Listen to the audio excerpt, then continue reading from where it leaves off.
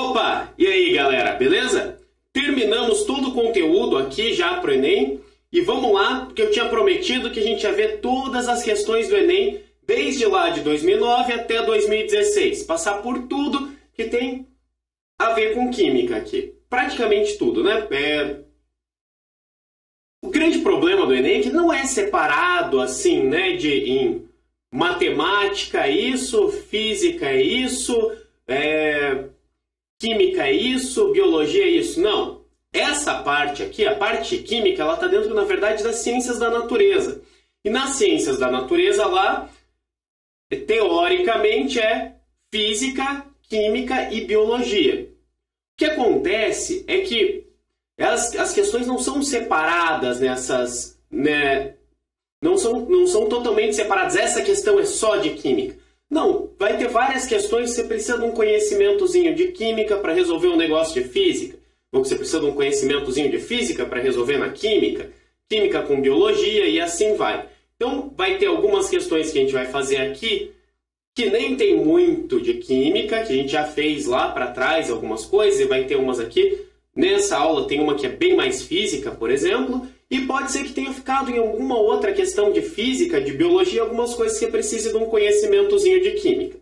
Beleza? Mas todo o conhecimento que você precisa está aí nas aulas, né? É só ir seguindo. Para quem está vindo só para os exercícios, meu nome é Luiz Eduardo Aleotti. Vamos começar isso de uma vez, antes que fique muito longo. Tá? Vamos lá. Ainda os exercícios agora a gente vai fazer em ordem cronológica. Ainda vamos lá para uns de 2009. Então vamos lá. Daquele jeito que a gente tinha combinado lá para trás. Lembra? Você pausa o vídeo agora, lê, tenta resolver, depois você solta e compara com a minha resolução. Melhor assim. Beleza? Posso começar? Vamos lá. Sabões são sais de ácidos carboxílicos de cadeia longa, utilizados com a finalidade de facilitar, durante processos de lavagem, a remoção de substâncias de baixa solubilidade em água. Ácido carboxílico de cadeia longa para remover substâncias de baixa solubilidade em água. Por exemplo, óleos e gorduras. A figura a seguir representa a estrutura de uma molécula de sabão. Então, você tem aqui, ó, uma cadeia carbônica longa e apolar, e aqui na frente você tem um sal de ácido carboxílico. Em solução, os ânions do sabão podem hidrolisar a água e, desse modo, formar o ácido carboxílico correspondente. Por exemplo, para o estearato de sódio, é estabelecido o seguinte equilíbrio químico. Então, você tem aqui, né, em água, ele vai lá se dissociar e libera o cátion Na+. Né? É um sal dissolvido em água. Daí, ele misturando com a água, ele vai hidrolisar a água para formar ácido e OH-. Tranquilo, né? Uma vez que o ácido carboxílico formado é pouco solúvel em água e menos eficiente na remoção de gorduras, então se ele formar ácido, ele é pouco solúvel e ele é bem menos eficiente do que o ânion aqui para remover gorduras. O pH do meio deve ser controlado de maneira a evitar que o equilíbrio acima seja deslocado para a direita. Então a gente tem que evitar que vá para a direita esse equilíbrio. Então ele deu todas as informações aqui que deixou o exercício bem fácil. Nem precisava de um monte dessas coisas. Então, com base nas informações do texto, é correto concluir que os sabões atuam de maneira mais eficiente em pH básico, mais eficiente em pH ácido, mais eficiente em pH neutro, eficiente em qualquer faixa de pH ou mais eficiente em pH ácido ou neutro. Bom, e aí? O que a gente vai fazer? É só olhar ali. Você precisa ter mais do ânion. Para ter mais do ânion, a gente vai precisar deslocar o equilíbrio para a esquerda. Ele até já falou ali que tem que evitar deslocar para a direita. Para deslocar para a esquerda, o que a gente precisa? Ou a gente remove ânion, ou a gente remove a água, que não vai acontecer, né? Porque ela é é o nosso solvente aqui, ou a gente vai adicionar qualquer uma das coisas da direita aqui. Então, se a gente adicionar OH-, vai ter mais produto, vai deslocar o equilíbrio no sentido dos reagentes. Então, aqui ele é mais eficiente em pH básico. Básico vai ter mais OH-, vai deslocar mais para o lado de lá, para produzir o ânion, ao invés de produzir o ácido. Beleza? Tranquilinho, né? Vamos para frente. O processo de industrialização tem gerado sérios problemas de ordem ambiental, econômica e social, entre os quais se pode citar a chuva ácida. Os ácidos usualmente presentes em maiores proporções na água da chuva são H2CO3, formado pela reação do CO2 atmosférico com a água, HNO3, HNO2, H2SO4 e H2SO3. Esses quatro últimos são formados principalmente a partir da reação da água com óxidos de nitrogênio e de enxofre, gerados pela queima de combustíveis fósseis. A formação de chuva mais ou menos ácida depende não só da concentração do ácido formado, como também do tipo do ácido. E essa pode ser uma informação útil na elaboração de estratégias para minimizar esse problema ambiental. Se consideradas concentrações idênticas, quais dos ácidos citados no texto conferem maior acidez às águas das chuvas? E aí?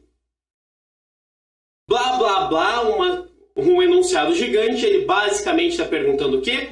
Quais são os ácidos mais fortes entre esses? Então, um ácido mais forte libera mais H+, deixa a chuva mais ácida. Então, como que a gente vai ver quais são os mais fortes? Aquela regrinha. Número de oxigênios menos número de hidrogênios ionizáveis. Cuidado. Você faz isso aqui, quanto maior, mais forte. O forte, em geral, vai ser 2 ou 3. Se der 0 é fraco, se der 1 é moderado. Se der 2 ou 3 é forte. Começa aqui, ó, HNO3, HNO2. HNO3, 3 oxigênios, 1 hidrogênio. 3 menos 1, 2. Parece bom. O outro, 2 menos 1, 1. Ah, esse eu não quero. H2SO4, 2. H2SO3, 3 menos 2, 1. Também não dá.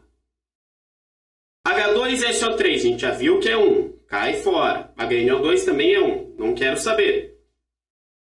H2SO4, 4 menos 2, 2.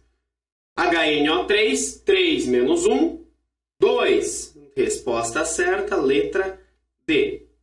E por último, H2CO3 e H2SO3. H2CO3 a gente já sabe que ele é fraco também. Ele não é nem moderado, lembra? Que ele era uma exceção lá, ele era bem fraco. O ácido carbônico, a gente viu isso aí lá. Mas mesmo assim, 3 menos 2, 1. E o outro 3 menos 2, 1 também. Resposta certa só pode ser a letra D, H2SO4, HNO3. Tranquilo, né? Para frente. O uso de protetores solares em situações de grande exposição aos raios solares, como por exemplo na praia, é de grande importância para a saúde. As moléculas ativas de um protetor apresentam usualmente anéis aromáticos conjugados com o grupo carbonila, pois esses sistemas são capazes de absorver a radiação ultravioleta mais nociva aos seres humanos. A conjugação é definida como ocorrência de alternância entre ligações simples e duplas em uma molécula. Isso aqui é conjugação.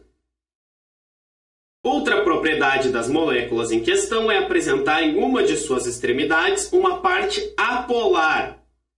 Então, uma das suas extremidades tem uma parte apolar, responsável por reduzir a solubilidade do composto em água, o que impede sua rápida remoção quando do contato com a água. De acordo com as considerações do texto, qual das moléculas apresentadas a seguir é a mais adequada para funcionar como molécula ativa de protetor solar? E aí? Bom, vamos lá. Ele precisa ter anel aromático conjugado com carbonila e uma das extremidades tem que ter uma parte apolar. Então, vamos lá. Carbonila, aromático, beleza. Carbonila não tem aromático, corta fora. Próximo tem aromático, mas cadê o carbonila? Tá fora. E o último tem carbonila e tem aromático. Bom, vamos ver. Precisa que na outra extremidade tenha, numa das extremidades, uma parte apolar. Uma parte apolar é uma cadeia carbônica longa. Né? Aqui, tá, a gente tem a carbonila, é levemente polar. Tem aqui esse O aqui, né, que na verdade isso aí vai formar um éster. Também levemente polar. Tem oxigênio aqui, também levemente polar. Aonde que está essa parte apolar? Ó, aqui ou aqui. O A não tem OH, ó. OH é bem polar, é uma molécula pequena. Podemos cortar fora esse A. E agora, D ou E? É só ver o que é conjugação. É a separação ali do aromático para carbonila é por conjugação. O que é essa conjugação? Ocorrência de alternância entre ligações simples e duplas. A D não tem isso. Ah, tem alternância em ligação simples e dupla dentro do aromático, mas isso é definição de aromático. Aqui não estou vendo essa alternância não. Então a gente corta fora. O certo, resposta certa, letra E. Que vai ter aqui o aromático, ó, a conjugação, que tem ligação simples, dupla simples, carbonila e a parte apolar. Beleza? Tranquilo? Vamos para frente. Ó, essa aqui que é mais de física do que de química. A invenção da geladeira proporcionou uma revolução no aproveitamento dos alimentos, ao permitir que fossem armazenados e transportados por longos períodos. A figura apresentada ilustra o processo cíclico do funcionamento de uma geladeira, em que o gás no interior de uma tubulação é forçado a circular entre o congelador e a parte externa da geladeira.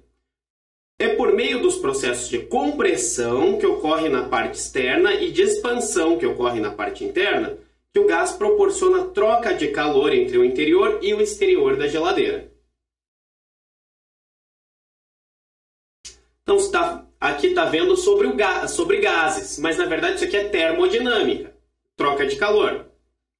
Nos processos de transformação de energia envolvidos no funcionamento da geladeira, o que acontece quando tem a geladeira? Ela é fria por dentro e aquela parte atrás da geladeira, hoje em dia é bem protegido.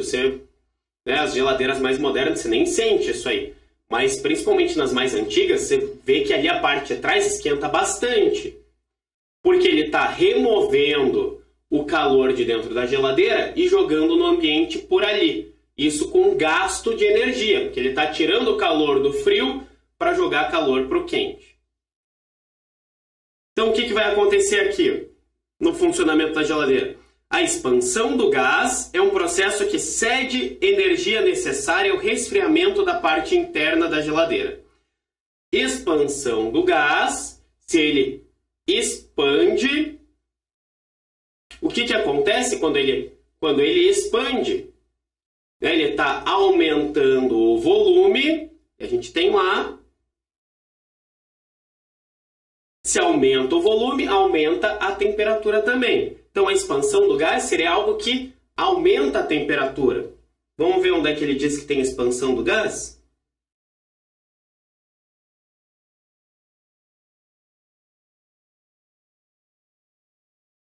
Por meio dos processos de compressão ocorre fora e expansão ocorre dentro. Expansão era para aumentar a temperatura. Ele não cede energia, né? Ele não consegue diminuir a energia no interior por causa disso. Tem outras propriedades que acontecem aí, mas não é esse o caso. O que acontece é isso aqui, ó. O calor vai fluir de forma não espontânea da parte mais fria no interior para a mais quente no exterior da geladeira. Basicamente é isso que acontece com a geladeira. Você tem um motor lá funcionando que vai tirar o calor do que está mais frio para jogar para o lado mais quente. Em geral é o contrário que acontece, né? Espontaneamente, você tem uma coisa quente doando calor para uma coisa fria. Ali você tem um motor para que ele funcione ao contrário. Para que ele tire calor do frio para jogar no quente. Tá? Basicamente isso aí. A quantidade de calor cedida ao meio externo é igual ao calor retirado da geladeira? Não, a gente vai ter eficiência, várias coisas para considerar. Nunca é 100%, né? A eficiência é maior quanto menos isolado termicamente do ambiente externo for o compartimento interno. Também não. Se ele for menos isolado do ambiente externo, ele vai querer absorver calor do ambiente externo.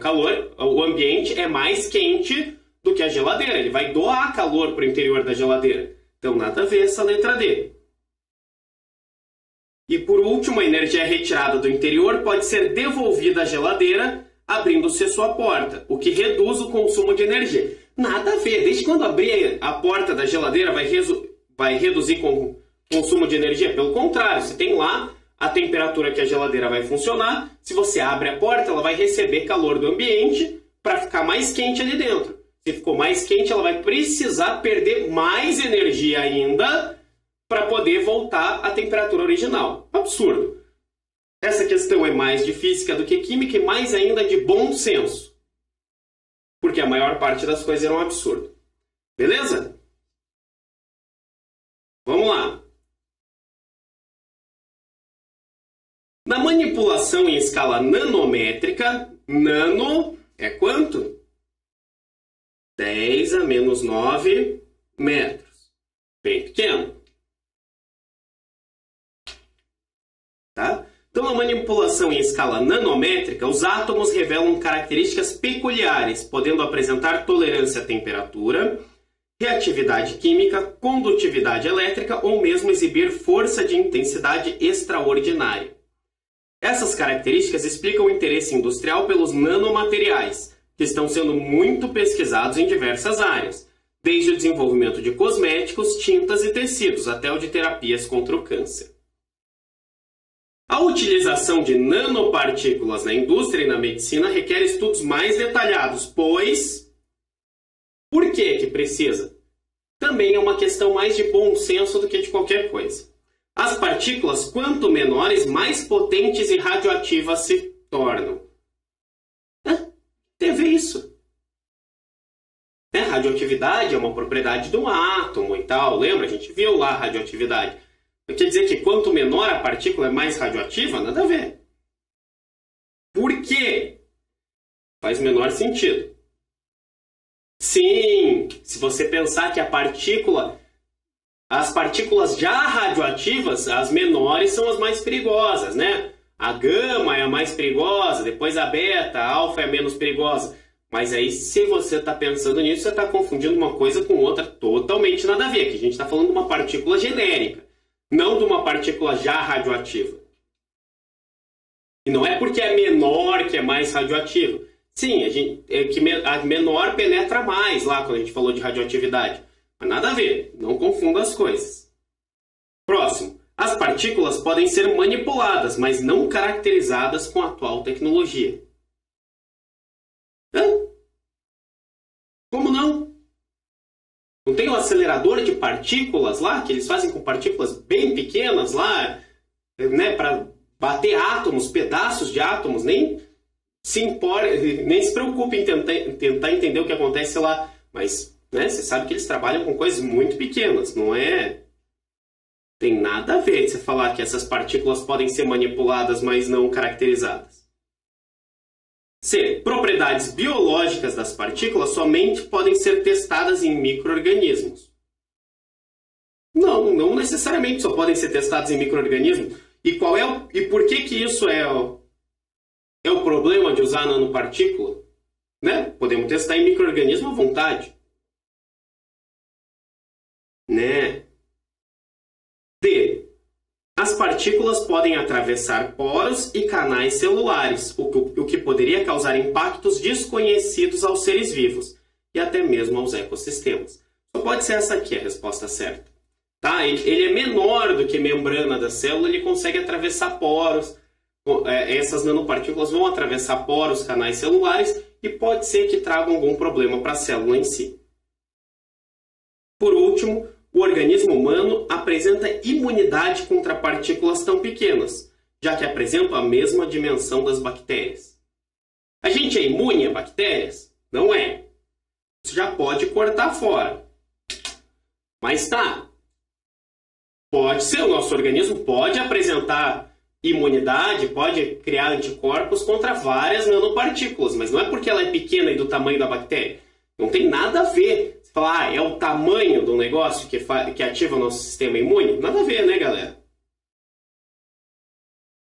Sim, a gente pode apresentar imunidade, ter anticorpos contra várias coisas de nanopartículas, mas não só porque é pequeno.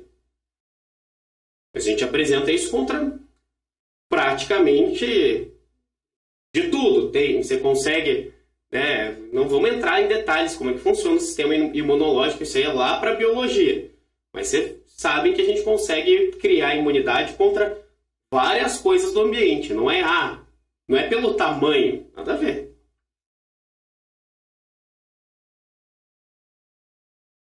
Então vamos lá, para a próxima. Nas últimas décadas, o efeito estufa tem se intensificado de maneira preocupante, sendo esse efeito muitas vezes atribuído à intensa liberação de CO2 durante a queima dos combustíveis fósseis para a geração de energia. O quadro traz as entalpias padrão de combustão a 25 graus Celsius do metano, do butano e do octano. Então aqui tem ΔH0 de combustão, energia que libera a queima de 1 mol dessa substância em temperatura ambiente. À medida que aumenta a consciência sobre os impactos ambientais relacionados ao uso da energia, cresce a importância de se criar políticas de incentivo ao uso de combustíveis mais eficientes.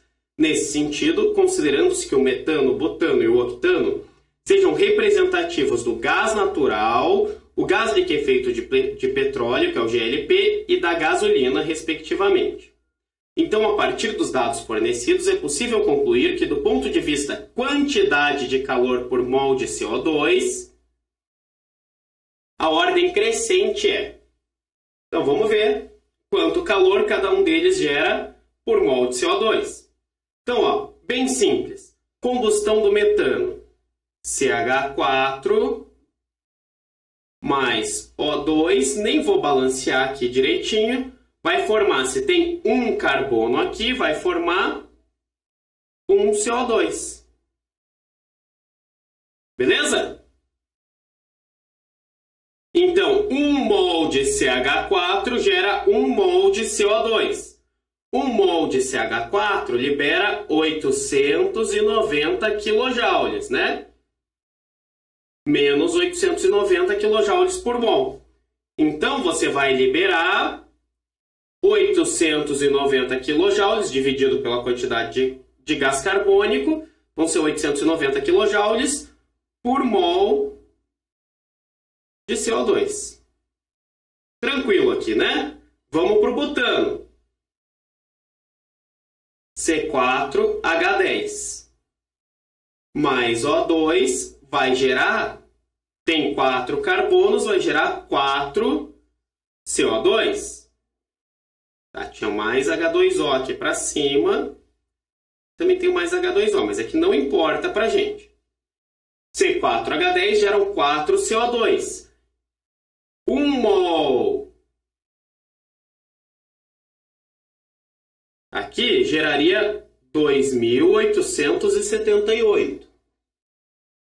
Certo?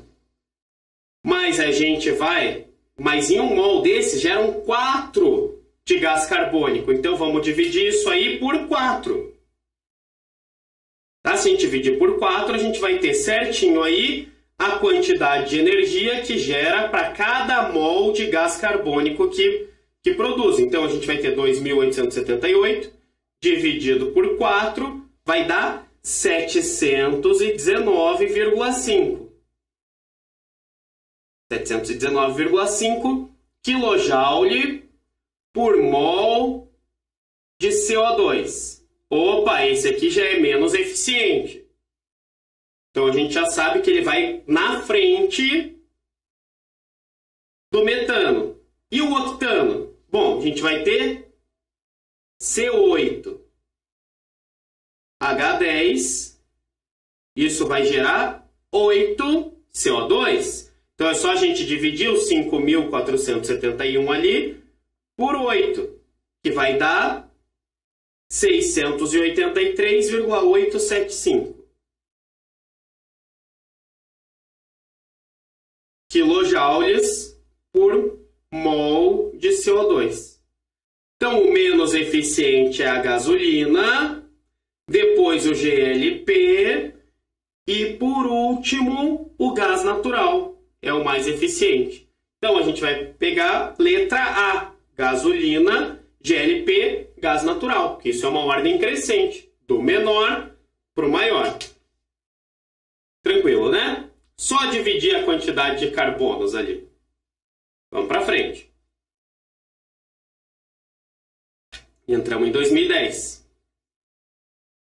Olha lá. Sob pressão normal, ao nível do mar, a água entra em ebulição na temperatura de 100 graus Celsius.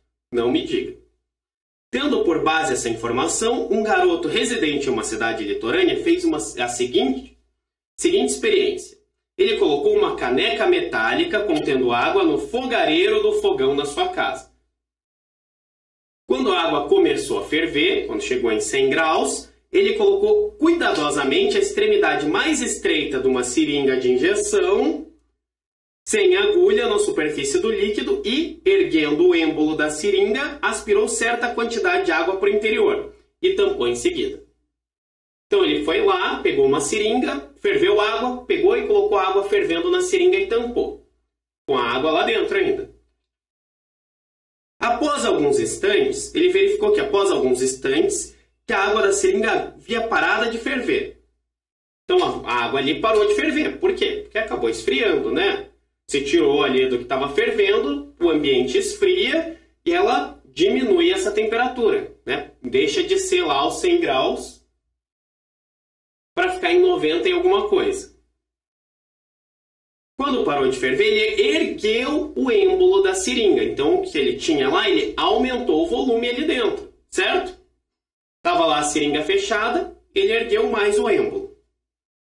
E ele constatou, intrigado, que a água voltou a ferver após um pequeno deslocamento do êmbolo. Então, ele só puxou o êmbolo de volta, né, para aumentar ali sem colocar mais água. Ele só aumentou o volume ali dentro e fez a água voltar a ferver. Considerando o procedimento anterior, a água volta a ferver porque esse deslocamento. O que esse deslocamento fez? Permite a entrada de calor do ambiente externo para o interior da seringa. Claro, ele está num lugar a 130 graus, provavelmente, para entrar calor para dentro e ferver a água. Já viu a água ferver espontaneamente? Não, né? Porque a água precisa de 100 graus Celsius. A gente não consegue viver num lugar em 100 graus Celsius. Eu não consigo, pelo menos. Então, o calor sempre vai do mais quente para o mais frio. Não vai do ambiente para a água a 100 graus. Corta fora isso aí. E provoca por atrito o aquecimento da água contida na seringa? Nada a ver, né? O atrito ali na seringa vai ser o suficiente para voltar a ferver a água? Nada a ver. Produz um aumento de volume, que aumenta o ponto de ebulição da água. E aí? O que você acha? Vamos para o próximo. Proporciona uma queda de pressão no interior da seringa, que diminui o ponto de ebulição da água. Ou E, possibilita uma diminuição da densidade da água, que facilita a ebulição. Densidade só pelo ali não tem nada a ver. E aí, galera, o ponto de ebulição, o que está acontecendo? É uma questão de bom senso de volta. Essas 3 que eu descartei são absurdas. E as outras? Tem uma que é absurda também. O que está acontecendo? Ele está aumentando ou ele está diminuindo o ponto de ebulição da água? Está diminuindo, né? Ela estava a 100 graus, diminuiu um pouquinho para 90 e pouco, e ele, quando puxou o êmbolo, ele fez ferver naquela temperatura, ele não aumentou a temperatura da água. Então a água agora está fervendo a 98 graus. Está fervendo a 98 graus é porque teve uma diminuição no ponto de ebulição da água. Resposta certa, letra D. Se tivesse um aumento na ebulição, no ponto de ebulição da água, ela não ia ferver, ela ia ferver só lá, 101, 102, 105 graus. Ia ter que aquecer mais ainda. E aí, teve uma queda de pressão? Teve, né? Lembra do PV igual a PV. Se você está levantando o êmbolo, você está aumentando o volume. Se aumenta o volume, você vai ter que diminuir a pressão. Resposta certa é essa letra D. Beleza? Vamos para frente. As misturas efervescentes em pó ou em comprimido são comuns para a administração da vitamina C ou medicamentos para azia. Essa forma farmacêutica sólida foi desenvolvida para facilitar o transporte, aumentar a estabilidade de substâncias e, quando em solução, acelerar a absorção do fármaco pelo organismo. As matérias-primas que atuam na efervescência são, em geral, o ácido tartárico ou ácido cítrico, que reagem com um sal de caráter básico, como o bicarbonato de sódio, quando em contato com água. A partir do contato da mistura efervescente com a água, ocorre uma série de reações químicas simultâneas. Liberação de íons, formação de ácido, liberação do gás carbônico, e que gera efervescência. As equações a seguir representam as etapas da reação da mistura efervescente na água, em que foram omitidos os estados de agregação dos reagentes, e H3A representa o ácido cítrico. Então são essas 4 reações aqui. NaHCO3 liberando Na+, e HCO3-. H2CO3 formando H2O e CO2. HCO3- mais H+, formando H2CO3. E H3A formando 3H+, mais H-. Ele quer saber a ionização, a dissociação iônica, formação do ácido e liberação do gás. Ocorre em quais etapas? Bom, começa aí. Formação do ácido. Aonde que está formando o ácido aí? Só pode ser no 3, né? H2CO3 é um ácido. Não tem mais nenhum produto ali que é ácido. Então essa aqui é a formação do ácido. Liberação do gás. Aonde que libera gás? Só pode ser esse 2, né? Que é o CO2, é um gás. Nenhuma das outras coisas que está formando é gás. Na+ não é, HCO3- não, H2O, H+ e A-. Não, o gás é o CO2. E agora, qual deles é ionização e qual que é dissociação iônica? Essa é a única pegadinha. Bom, se eu olhar ali, a minha resposta está até marcada, não sei porquê. É a letra E. Ionização, quem sofre ionização é um ácido. Ácido ioniza. Então aqui, ó, ionização só pode ser o 4. Dissociação iônica, quem sofre é base ou sal. Esse aqui é um sal que está dissociando. Então só pode ser, é o 1 aqui. Daí 3, formação do ácido e 4, liberação do gás. Bem tranquilinho, né? Só entender o que está acontecendo aqui nas reações. Para frente. Todos os organismos necessitam de água e grande parte deles vive em rios, lagos e oceanos. Os processos biológicos, como respiração e fotossíntese, exercem profunda influência na química das águas naturais em todo o planeta. O oxigênio é ator dominante na química e na bioquímica da hidrosfera. Devido à sua baixa solubilidade em água, que é 9 mg por litro a 20 graus Celsius, A disponibilidade de oxigênio nos ecossistemas aquáticos estabelece o limite entre a vida aeróbica e anaeróbica.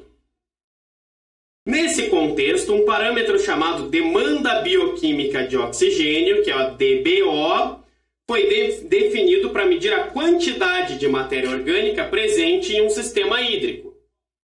A DBO corresponde à massa de oxigênio em miligramas necessária para realizar oxidação total do carbono orgânico em litro de água. Então, dados aqui, ó. Massas molares C12H1O16, já sabemos isso. Suponha que 10 mg de açúcar de fórmula mínima CH2O, massa molar igual a 30 gramas por mol, são dissolvidos em 1 litro de água. Enquanto a DBO será aumentada. E aí?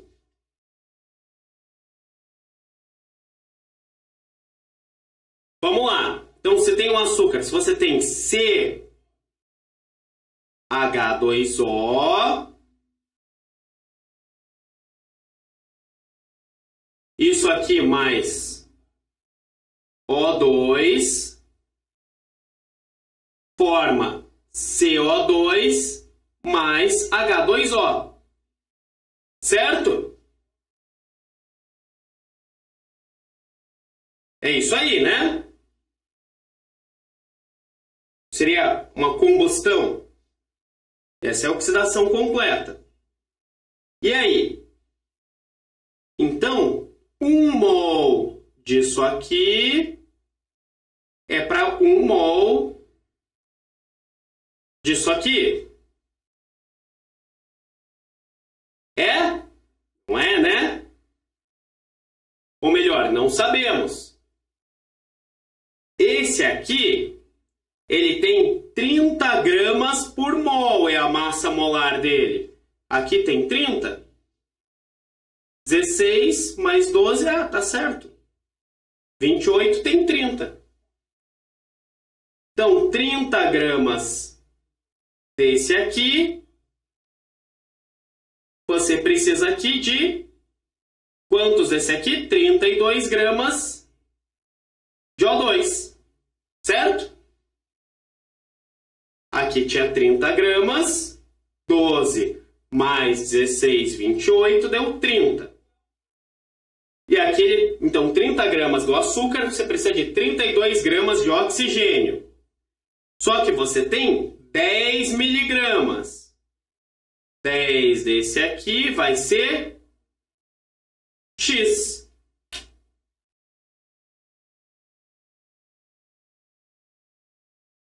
Certo? Vamos ver se é isso mesmo.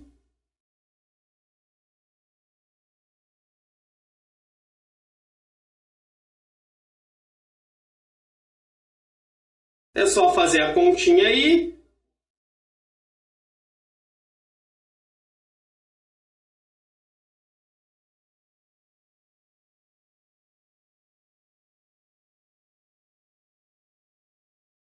Né? E é bem simples, na verdade. Aqui, você nem precisa fazer a conta.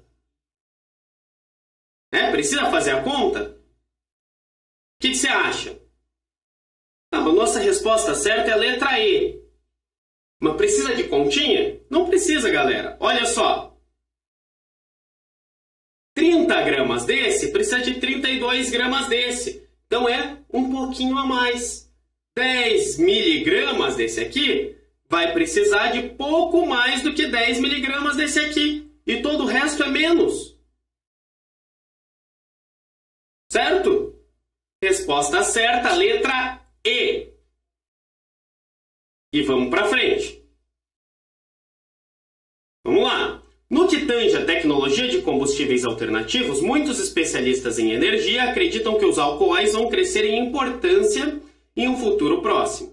Realmente, alcoóis como metanol e etanol têm encontrado alguns nichos para uso doméstico, como combustíveis, há muitas décadas e recentemente vem obtendo uma aceitação cada vez maior como aditivos ou mesmo como substitutos para a gasolina em veículos.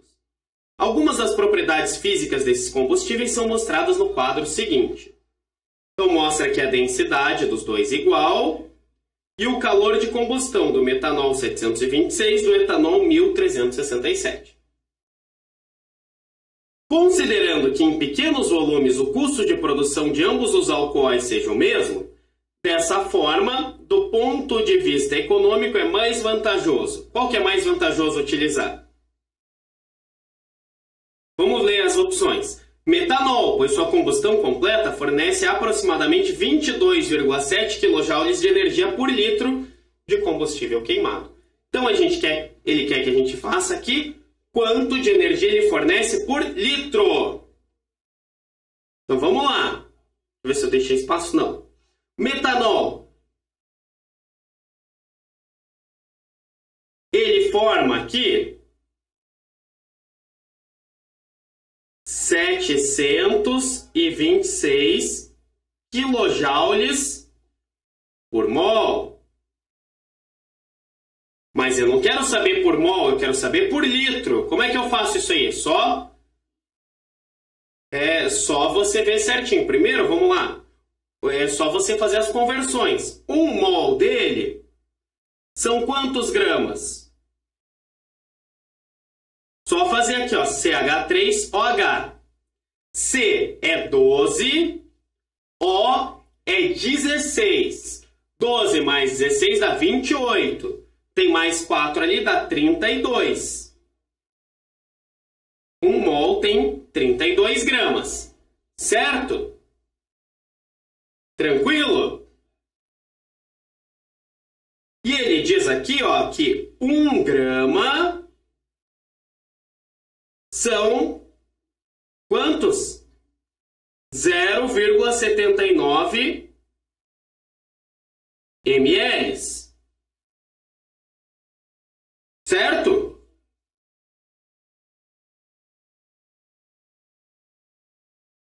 É isso que está dizendo aqui?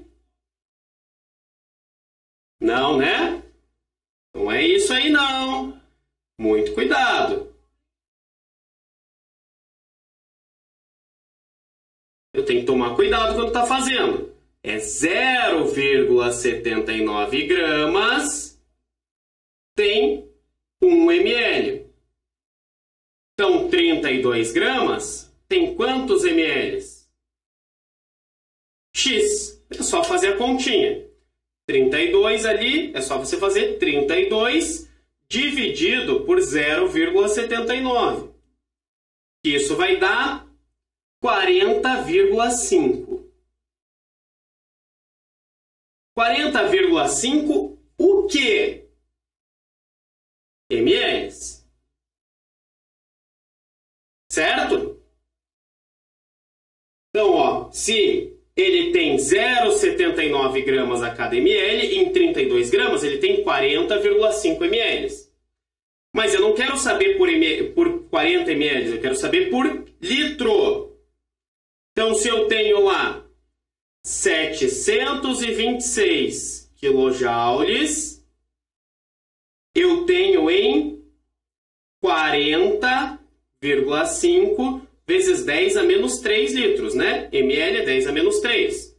Então, eu quero saber quantos que eu tenho em 1 litro. Então, a gente só vai fazer isso aqui, essa divisãozinha. 726 dividido por 40,5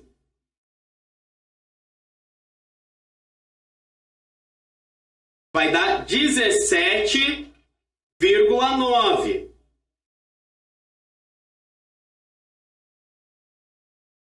Certo?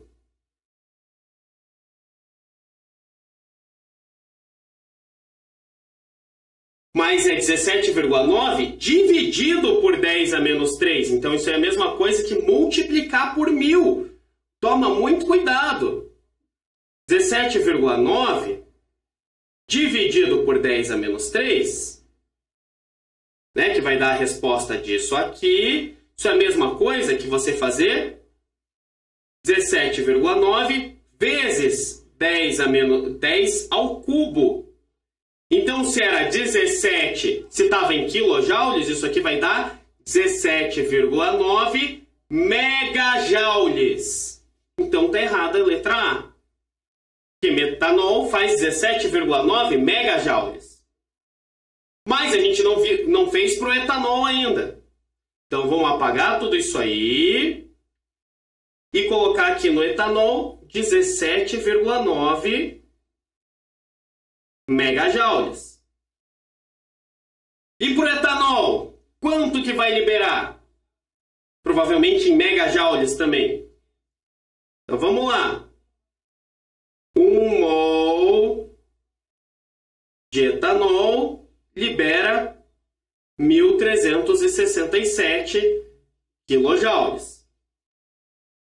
1 mol de etanol tem quantos gramas? São 2 carbonos, 2 vezes 12, 24. Então, 24 mais 16, que dá 40, mais 3, 5, 6. Então, é 46, certo? 46 gramas tem 1.367 quilojoules. Só que 46 gramas, ali é a mesma coisa. 0,79 gramas tem 1 ml. Mas a gente quer saber 46 gramas. Vai ter quanto? Só fazer a continha ali. 46 vai ter x. X é quanto? Só fazer ali. 46 dividido por 0,79. Que vai dar... X é aproximadamente 58,2 ml. Só que eu não quero saber em ml, eu quero saber por litro. Então, vamos lá. Você gera 1.367 em 58,2 vezes 10 a menos 3, não esquece. E você quer saber quanto que você gera em 1. É só fazer a continha lá, a multiplicação cruzada. Você vai ter 1.367 igual a 58,2 vezes 10 a menos 3x. Você faz essa divisãozinha ali. 1.367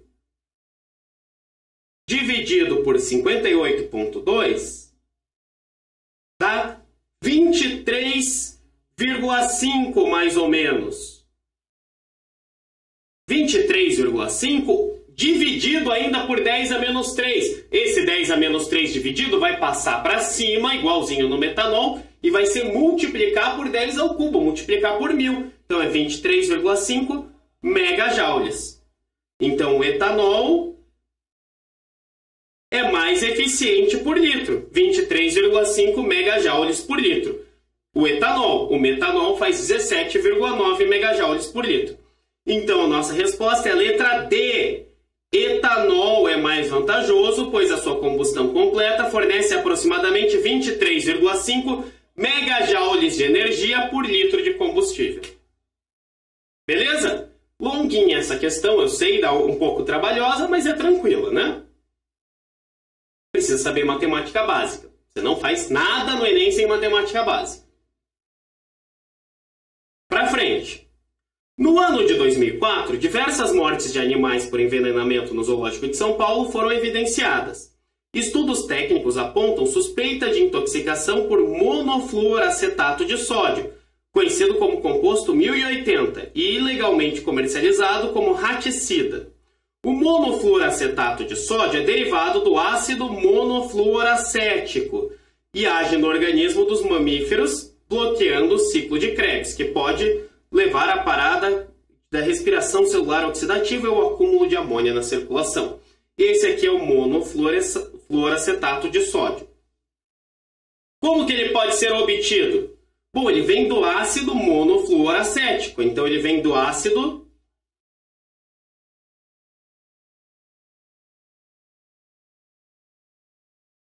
desse ácido. Ele é uma base. Uma base não, mentira, ele é um sal orgânico. Ele vai ter que reagir com uma base, então, né? Um ácido mais uma base forma sal e água. Se é Na que tem aqui, com NaOH.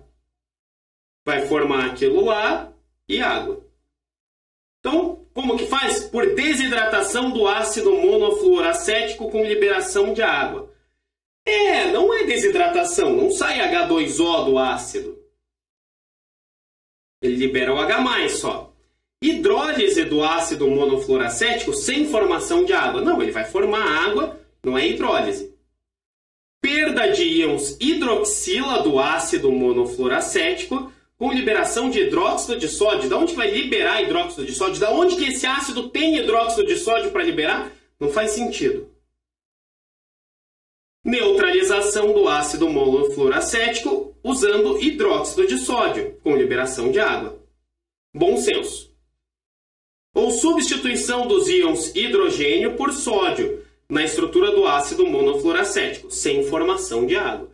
Esse era o único que dava para pensar se você não lembrasse lá das aulas de ácidos lá para trás. Ácido mais base que forma sal mais água.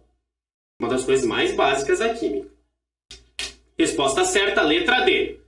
Tá acabando, pessoal. Eu sei que é pesado, mas o bom é que você não precisa assistir tudo de uma vez. Não precisa fazer todos os exercícios de uma vez. Pode assistir um, daí ver o outro, né? Você vê que não tem essa continuidade.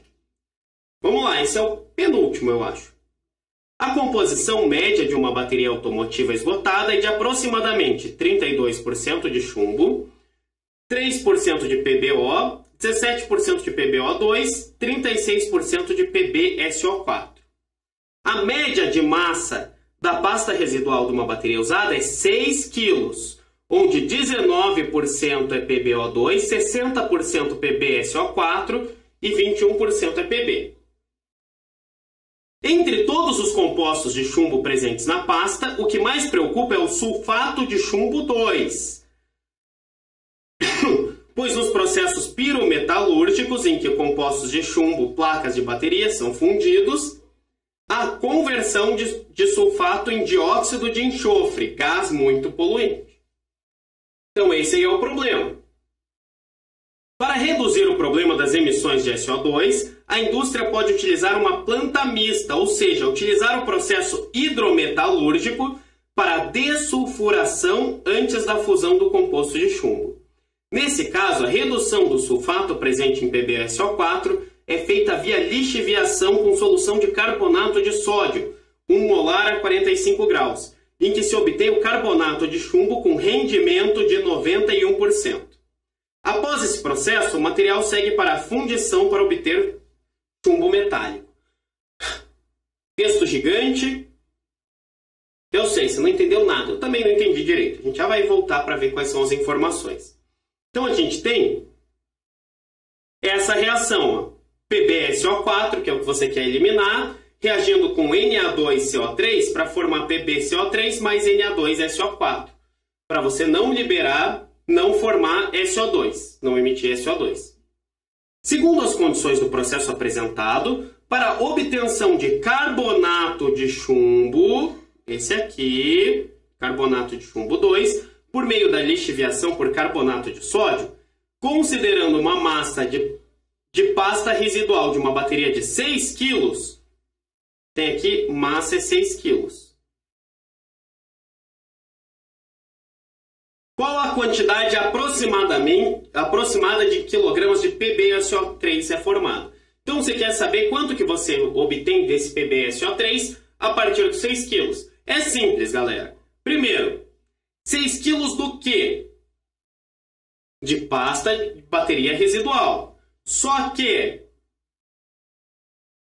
o que vem da pasta de bateria? Não é o PbSO4? É ele que importa. Primeiro, a gente tem que ver se está balanceado isso aí. Vamos lá. PB, SO4, SO4, Na2, Na2, CO3, CO3. Bem tranquilo o balanceamento, tá certinho. Então ele quer saber quanto de PbSO3 é formado a partir do PbSO4. E aqui a gente tem um grande problema. Tá? Eu não sei se tinha na prova, mas não tem aqui a massa do chumbo. O chumbo a gente não sabe normalmente. E aí? Bom, eu sei que é 207, mas se não tiver na prova, não sei como fazer. Né? Não acho que seja um elemento que você precisa decorar. Né? É engraçado que nos exercícios anteriores ele estava dando ali massa do carbono, massa do oxigênio, massa do hidrogênio. Ele deve ter dado em algum outro ponto da prova essa massa desse chumbo. Enfim, vamos lá. PbSO4, mas a gente tem 6 quilos do PbSO4? Não tem. Ó, volta lá. Média da massa de pasta residual de uma bateria é 60% PbSO4. Então começa aí que a gente tem massa do PbSO4 é 60%. A mesma coisa que fazer 0,6 vezes 6. Então a nossa massa aqui é 3,6 kg. Beleza? Então a gente tem 3,6 kg de PbSO4. Quantos que a gente vai formar de PbSO3? Bom, 1 mol PbCO3 de PbSO4 forma 1 mol de PbCO3. Você até poderia dizer X, porque tem X em outros, né, se não tiver o chumbo, mas eu acho que complica bastante. Eu acho que deveria dar a massa do chumbo, tá? Então, quanto que tem aqui? Eu quero saber quanto que forma com 3,6 kg. Bom, para isso eu preciso fazer aqui a massa molecular do PbSO4. É 207. O S ele também não deu. O S a gente lembra. O S a gente já usou mais, então pode ser que você esteja... Você lembre que é 32, então é 207 mais 32 mais 64 do O4 ali, né? 207 mais 32 mais 64. Isso é para dar 303. Mas é gramas, não é quilogramas. Tanto faz. Se mantiver esse em gramas e o outro em gramas, ou esse em quilogramas, o outro em quilogramas. 303. E PbCO3 ainda é o 207 mais 12 do carbono mais 48 dos oxigênios. Agora são 3. 3 vezes 16 é 48. Então é 267. Certo? Só fazer a continha aqui, multiplica cruzado, divide e tal. Você vai ter 267 vezes 3,6. Isso é para dar 961. Dividido por 303 é 3,17. E olha só, 3,17 quilos. Não tem 3,17 quilos ali. E aí? O que a gente vai fazer? Bom, mas é bem fácil, você não precisa nem fazer a conta. Ele tem o rendimento de 91%. A resposta certa só pode ser a letra C. Vai dar algo um pouco abaixo desse 3,17. É bem simples, né? 100 se fosse 100, seria 3,17. Mas não é 100%, é 91. 91 é X. É só fazer lá, cruzado. É basicamente a mesma coisa que você multiplicar isso aí por 0,91. Que vai dar 2,8867, mais ou menos. Isso aí, X é aproximadamente 2,9 quilogramas. Tranquilinho, né? Estequiometria simples. O que era o difícil? Saber a massa do chumbo. Eu espero realmente que eles tenham dado na prova em algum outro canto. Né? Lá em formulário ou qualquer coisa do tipo. Beleza? Então esse é o último. vamos lá, para terminar. As mobilizações para promover um planeta melhor para as futuras gerações são cada vez mais frequentes.